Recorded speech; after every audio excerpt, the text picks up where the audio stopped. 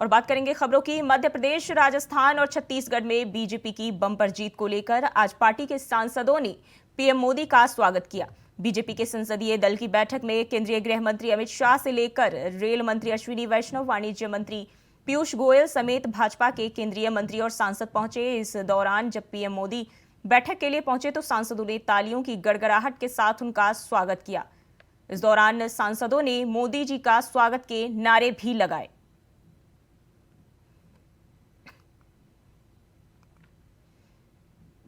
और बुधवार को लोकसभा में गृह मंत्री अमित शाह ने जम्मू कश्मीर को लेकर बिल पेश किया। इस दौरान उन्होंने पूर्व प्रधानमंत्री पंडित नेहरू पर जमकर हमला बोला। शाह ने कहा कि पंडित नेहरू के ब्लंडर के कारण पीओके बना। शाह के इस बयान पर अब सियासत शुरू हो गई है। विपक्ष इसको लेकर केंद्रीय गृह मंत्री पर लगातार हमला बोल रहा है। पीओके पर डेंजर है, इसके लिए अमित शाह अभी जो हमले हो रहे हैं पीओके पर, जेएनके पर, तो सब के लिए जिम्मेवार है अमित शाह। देखिए, मैं बार बार यही कहूंगी, 75 साल पहले के इतिहास निकाल कर और पंडित जवाहरलाल नेहरू को कोस कोस कर आज भारतीय जनता पार्टी ने बहुमत वाली सरकार बनाई है। जब बहुमत वाली सरकार बनी थी और धारा 370 हटाई गई थी, कहा था उन्होंने इतिहास रचा है। तो इतिहास जो रचने आए हैं वो अब तक ये जवाब नहीं दे पा रहे हैं कि अब तक जम्मू और कश्मीर में चुनाव क्यों नहीं हुए। वो ये जवाब नहीं दे पा रहे हैं कि आतंकी हमले जो खत्म करने का वादा किया था देश की जनता के साथ और लाल लाल आंख पाकिस्तान को दिखाएंगे, उसकी बातें हुई थी, वो आज तक क्यों नहीं हो पाया है। ये नहीं बता पा रहे हैं कि कश्मीरी पंडित भाई बहन जो कह रहे थे कि सब लौट कर आएंगे 370 हटने के बाद, आज तक आप उनको सुरक्षित माहौल नहीं दे पा रहे हैं। मैं खुद जम्मू गई थी जब कश्मीर से सारे कश्मीरी पंडित फिर से उनका पलायन हो रहा था और टारगेटेड किलिंग हो रही थी। आज तक प्रधानमंत्री नरेंद्र मोदी जी हों या अमित शाह जी हों, उन्होंने एक शब्द उनके लिए नहीं कहा है। पूरी राजनीति उन पर की। तो दूसरे के गिरेबान में झांकने से पहले, इतिहास को कोसने से पहले, खुद के गिरेबान में झांके कि खुद का क्या कंट्रीब्यूशन जम्मू और कश्मीर को लेकर हुआ है। Yesterday in Lok Sabha, Amit Shah misled the House and also misled the nation. The Pandit Jawaharlal Nehru contribution is approved everywhere, even not only in our country, in the world also. Agreed and approved Pandit Jawaharlal Nehru's policies and also his decision. Now, yesterday, this Home Minister of India, Sri Amit Shah, told this Pandit Jawaharlal Nehru's decision solved Himalayan blunder. Only he said in the house, but we strongly protested. और सिद्धार्थनगर जिले के भारत नेपाल सीमा पर Kakrahwa custom अधीक्षक को लखनऊ की anti corruption की team ने रिश्वत लेते गिरफ्तार किया है। दरअसल आरोपी अधिकारी ने एक मुर्गा व्यापारी से मुर्गा सप्लाई को लेकर 5,000 की रिश्वत ली थी, जिसकी शिकायत व्यापारी ने एंटी करप्शन से की थी। इसी दौरान आरोपी ने दोबारा 15,000 की रिश्वत की मांग की, जिसको लेते वक्त टीम ने आरोपी अधिकारी को रंगे हाथों गिरफ्तार कर लिया। कस्टम वाले सर, हम फ्लिपकार्ट में गाड़ी चलाते थे और यहाँ का पार्सल लेके आए थे ककरावा का, और भूल चूक से मैं लीला डेवा गांव तक चला गया और पुलिस वाले हमको ज़बरदस्ती हमारा वहाँ वीडियो बना लिए और कस्टम को हैंड ओवर कर दिए। कस्टम वाले 1.5 लाख का डिमांड किए। बहुत रिक्वेस्ट करने के बाद 1 लाख पे वो लोग मान गए। 1 लाख हमने इनको 27 तारीख को ही ला के दे दिया, दिन सोमवार को। अभी तक हमारी गाड़ी की सर कोई सुनवाई नहीं हुई। और इसी खबर पर ज्यादा जानकारी के साथ राकेश यादव जुड़ गए। राकेश, क्या है पूरा मामला?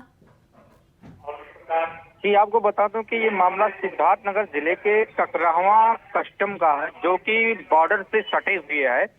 एक मुर्गा व्यापारी से कस्टम अधिकारी ने उससे जो है 15,000 रुपए जो है मांग कर रहे थे रिश्वत की। 12 सदस्यीय टीम ने मौके पर वहां पहुंची और उन्हें रंगों हाथ गिरफ्तार कर लिया और उनको अपने साथ ले गई। मामला ये सिद्धार्थनगर जिले का है, जो कि कई दिनों से इनकी शिकायत चल रही थी और शिकायत भी लोग कर रहे थे कि इस तरह से वसूली करते हैं यहाँ पे ये। और उस शिकायत को लेके यहाँ मौके पर एंटी करप्शन की 12 सदस्यीय टीम पहुंची और उन्हें रंगे हाथों रुपए के साथ गिरफ्तार कर लिया। जी, बहुत बहुत शुक्रिया तमाम जानकारी के लिए।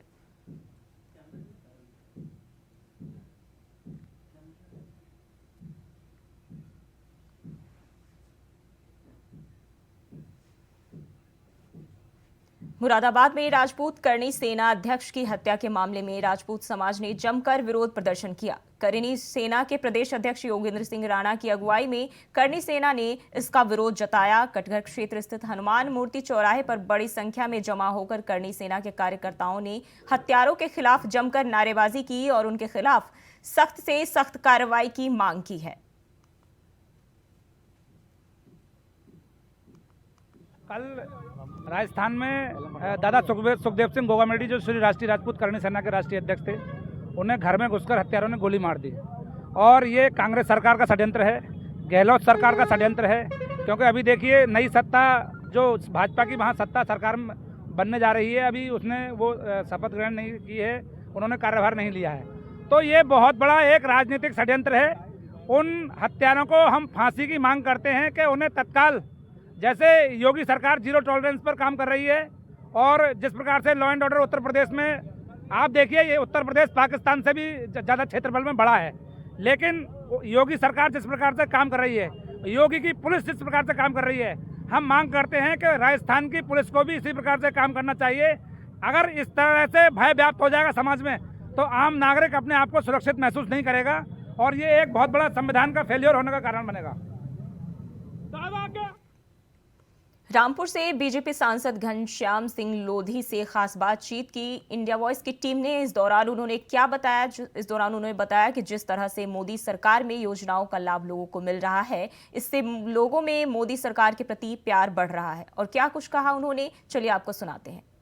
रामपुर से सांसद घनश्याम सिंह लोधी जी हमारे साथ है। लगातार जिस तरह से लोकसभा के अंदर 19 बिल पेश होने थे, जिसमें 7 एक अन्य अलग से जोड़े गए, लेकिन आज 2 बिल पेश किए गए जो जम्मू कश्मीर को लेकर के थे। खास बातचीत के लिए सर क्या लगता है कि जम्मू कश्मीर जिस तरह से 370 धारा हटी, उसके बाद बदलाव आया, उसके बाद 2 बिल पेश किए गए, क्या लगता है कि उससे और स्थिति जो जम्मू कश्मीर की है सुधरती नजर आएगी? नहीं, जम्मू कश्मीर जब से भारतीय जनता पार्टी की सरकार आई है, बहुत बड़ा बदलाव जम्मू कश्मीर में देखने को मिला है। और 370 जब से धारा हटी है तब से बहुत बड़ा बदलाव हुआ है, क्योंकि वहाँ पर आए दिन पत्थरबाजी, आए दिन घटना होती रहती थी। लेकिन जब से भारतीय जनता पार्टी की सरकार वहाँ पर देश में बनी है और वो 370 वहाँ से हटी है धारा, तो बहुत बड़ा बदलाव वहाँ देखने को मिला है। हर चीज़ में कमी आई है, ना पत्थरबाजी वहाँ पर ना के बराबर है, अब तो हो ही नहीं रही पत्थरबाजी। लेकिन कभी कभी आतंक घटना हो जाती है तो लेकिन उन पे भी कंट्रोल करने की हमारी सरकार पूरा कोशिश कर रही है और वहाँ की जनता बहुत खुश है। अभी पंचायत चुनाव हुए थे तो पंचायत चुनाव बड़ा शांतिपूर्वक हुए वहाँ पर, और अब विधानसभा चुनाव हो रहा है वो भी शांतिपूर्वक ढंग से वहाँ होंगे। पास की बात करें, जम्मू कश्मीर पीओके है, पीओके की जनता लगातार कहते हैं हमें भारतीय होना चाहिए, हमें भारत में जाना है, उसका भी जोर लगातार के कई बार पीएम की तरफ से, राजनाथ सिंह की तरफ से भी और गृहमंत्री से भी कहा कि पीओके हमारा हम लेकर। क्या लगता है कि विधानसभा के बाद कोई ऐसा निर्णय जिसको लेकर के पीओके द्वारा से भारत में जो जनसंख्या वहाँ की वो भी चाहती है हम भारत पहुँचे? देखिए, वहाँ की जनता चाहती है और हमारा देश भी चाहता है कि पीओके हमारा है और हमारा रहे, लेकिन उन पर हमारी सरकार काम कर रही है। लेकिन अभी कोई परिस्थितियाँ ऐसी हैं जो अभी नहीं हो पा रहा, क्योंकि वहाँ की जनता अभी जो हमारे उसकी क्या नाम है जम्मू कश्मीर की जनता है ना, उसी अभी स्थापना जो इधर उधर चले गए उन्हें घर वापसी कराने का काम हमारी सरकार कर रही है कि उन्हें हमारे जम्मू में लाकर, कश्मीर में लाकर कैसे स्थापित किया जाए। सर 22 जनवरी को श्री राम भगवान का मंदिर वहाँ पर स्थापना की जा रही है, कुछ सदियों पुरानी कदाति विवादित में रहा, लेकिन आज वो घड़ी आ रही है जो इस समय 2024 में रखी जाएगी। कैसे देखते हैं इसको और किस हिसाब से ये लोग, क्योंकि कई लोग विपक्ष भी ये सवाल करें हम होते तो बहुत जल्दी तो मंदिर बना देते, लेकिन सवाल वही कि राम मंदिर के नाम पर बीजेपी वोट लेती है। देखिए, भाजपा हमेशा विकास की बात करती है, लेकिन हाँ एजेंडा में राम मंदिर था, रहेगा, क्योंकि हिंदुत्व से जुड़ा मुद्दा है और सारे हमारे जितने भारत में हिंदू रहते हैं उनकी आस्था से एक जुड़ा मुद्दा था और 500 वर्षों से ये लटका था न्यायालय में, लेकिन आज पूरा होने का समय आ गया है और हम बड़ा खुशनसीब हैं जो इस दृश्य को अपनी आंखों से देखेंगे, क्योंकि बहुत सारे लोगों ने संघर्ष किया, बहुत सारे लोगों ने कुर्बानी दी, वो बेचारे इस दुनिया में भी नहीं है और वो सपना आज पूरा हो रहा है। तो हम तो बहुत खुश नसीब हैं, क्योंकि एक दीपावली जब भगवान राम 14 वर्ष का वनवास काट के जब अयोध्या आए थे तब दीपावली मनाई गई थी, और अब 2024 में जनवरी जब आएगी 22 जनवरी, तो उस समय दिवाली पूरा देश मना रहा होगा। अखंड ज्योति के लिए 600 क्विंटल देसी घी जयपुर से भेजा गया, वो भी बैलों के रथ के माध्यम से। उस पर भी सवाल किया कि इतना घी क्यों बर्बाद किया, वो गरीबों को क्यों नहीं दिया जा रहा? देखिए, ये आस्था का विषय है, और मैं समझता हूँ सनातन धर्म में हमारे किसी की पूजा होती है तो घी से या तेल के चिराग से होती है, उसमें किसी को टीका टिप्पणी करने की जरूरत नहीं है। लेकिन विपक्ष मानने को तैयार नहीं। विपक्ष कभी तो राम का विरोध करने लगता है, कभी लक्ष्मण का विरोध करने लगता है, कभी कृष्ण जी का विरोध करने लगता है। ये तो नीति है विपक्ष की। आज वही जनता ने हमारे हिंदुस्तान के विपक्ष को समझा दिया है। अभी 5 राज्यों में चुनाव हुए हैं, उनकी स्थिति क्या है यहाँ की जनता ने दिखा दी है। लेकिन उस पर भी सवाल किया गया थे, बीजेपी ने जिस तरह से 3 राज्यों में अपनी बहुमत हासिल की है, उसको ईवीएम पर सवाल खड़ा किया है। क्या लगता है कि अगर बीजेपी जीतती है तो ईवीएम है, और नहीं जीतती है तो जनता है? देखिए, विपक्ष अपने गर्भान में कभी नहीं जानता कि हम क्या कर रहे हैं और क्या करना चाहिए हमें। आज जो उनके नेता हैं चुनाव में दिखाई पड़े, और चुनाव के बाद आज लंदन में मजे ले रहे हैं। क्योंकि कोई भी दल हो, चाहे विपक्ष हो चाहे हमारा हो, हम सत्ता में होने के बावजूद ही हमारा एक एक कार्यकर्ता जनता के बीच में है, गांव-गांव जा रहा है। अभी चुनाव अभी दूर है, लेकिन हमारा हर कार्यकर्ता जनता की सेवा में लगा है आज की तारीख। और विपक्ष का कार्यकर्ता कहीं बम्बई है, कहीं है ना कलकत्ता है, कहीं विदेश है, कहीं इधर तो घूम रहा है। जनता की अगर उन्हें चिंता होती तो जनता के बीच में जाते, लेकिन जनता ने उन्हें ठेंगा दिखा दिया है। तुम हमारी चिंता नहीं करोगे, हम तुम्हारी चिंता नहीं करेंगे। क्या लगता है कि 2024 का चुनाव और यूपी सबसे बड़ा लोकसभा क्षेत्र है, उसकी उम्मीद लगा कि कितनी सीटें रहेंगी, और 2024 में पूरा बहुमत से कितनी सीटें की उम्मीद लगी? देखिए, यूपी का हमारे महाराज जी की सरकार है, वो तो भारतीय जनता पार्टी की सरकार है, और योगी आदित्यनाथ जी वहाँ का नेतृत्व कर रहे हैं। और वहाँ के नेताओं ने, चाहे माननीय प्रदेश अध्यक्ष जी हों, चाहे हमारे राष्ट्रीय लीडर हों, चाहे हमारे माननीय मुख्यमंत्री हैं, उन्होंने मन बना लिया है कि 80 सीटें उत्तर प्रदेश की जीतें। और मैं समझता हूँ 80 की 80 सीटें हमारा उत्तर प्रदेश जीतने जा रहा है। कोई शक शुबा नहीं है, क्योंकि विपक्ष नाम की उत्तर प्रदेश में कोई नाम की कोई चीज़ नहीं है। एक तरफा हमारा चुनाव है, और 80 की 80 सीटें जिताकर माननीय मोदी जी की झोली में डालें। तो ये थे खासी बात करने के लिए हमारे रामपुर से लोकसभा सांसद घनश्याम सिंह जी ने साफ साफ कहा है कि उत्तर प्रदेश में 80 सीटें हैं, वो पूरी बीजेपी को मिलेंगे। उसकी अगुवाई में ही 2024 में 400 प्लस सीटें आएंगी, और तीसरी बात प्रधानमंत्री नरेंद्र मोदी की अगुवाई में सरकार बनेगी। दिल्ली से अजय चौहान, इंडिया वॉइस। और हिंदी पट्टी के 3 राज्यों राजस्थान, मध्य प्रदेश और छत्तीसगढ़ विधानसभा चुनाव में बीजेपी ने जबरदस्त जीत हासिल की है। इस हार के बाद इंडिया गठबंधन के घटक दलों के नेताओं के अजीबोगरीब बयान सामने आ रहे हैं। इस कड़ी में डीएमके सांसद DNV सेंथिल कुमार ने सदन में गोमूत्र को लेकर आपत्तिजनक टिप्पणी की, जिससे विवाद खड़ा हो गया। देखिए ये report. That the power of this BJP is only winning elections, and mainly in the heartland states of Hindi and what we generally call as the Gomutra states. सुना आपने क्या कुछ कह रहे हैं ये माननीय सांसद महोदय। महोदय कह रहे हैं कि बीजेपी की ताकत मुख्य रूप से हिंदी भाषी राज्यों, या जिन्हें हम गोमूत्र राज्य कहते हैं, वहां चुनाव जीतने में है। आप दक्षिण भारत में नहीं जीत सकते। और यह आपत्तिजनक बयान माननीय सांसद महोदय सर्वोच्च सदन में दे रहे हैं। सदन की गरिमा को भी तार तार करते हुए बीजेपी पर हमला बोल रहे हैं। दरअसल महोदय का नाम DNV सेंथिल कुमार है, जो डीएमके के सांसद हैं और डीएमके इंडिया गठबंधन की पार्टी है। विधानसभा चुनाव के दौरान 3 राज्यों में मिली करारी शिकस्त की बौखलाहट में सांसद साहब सदन की गरिमा को तार तार करते हुए बीजेपी पर यह हमला बोल दिए कि जिस कारण एक कहावत इंडिया गठबंधन के नेताओं पर इस वक्त बिल्कुल सटीक बैठ रही है, खिसियानी बिल्ली खंभा नोचे। हार की चोट से करा रहे गठबंधन के नेता इस कदर बौखलाए हुए हैं कि वो भूल गए हैं कि वो क्या कुछ कह रहे हैं। उन्होंने अपने सोचने समझने की शक्ति का लगता है जैसे त्याग कर दिया है, तभी तो अजीबोगरीब तरीके की बयानबाजी कर रहे हैं। और बयानबाजी कहाँ कर रहे हैं, सुनिए एक बार फिर से क्या कहा डीएनवी सेंथिल कुमार ने। People of this country should think that the power of this BJP is only winning elections and mainly in the heartland states of Hindi and what we generally call as the Gomutra states. You cannot come to South India. You see all the results of what happens in Tamil Nadu, Kerala, Andhra, Telangana. इस बयान के बाद BJP के नेता कहां चुप रहने वाले थे, लिहाजा बीजेपी नेताओं ने इस मामले में डीएमके सांसद और गठबंधन के नेताओं को भी जमकर लताड़ लगाई। एनडीए सांसदों ने इसको लेकर सदन में जोरदार हंगामा किया और डीएमके सांसद से माफी मांगने की बात कही। ये कभी सनातन संस्कृति के बारे में उल्टा सीधा बोलते हैं, तो हम उनसे पूछना चाहते हैं कांग्रेस के बड़े नेताओं से कि आप देश तोड़ना चाहते हो क्या?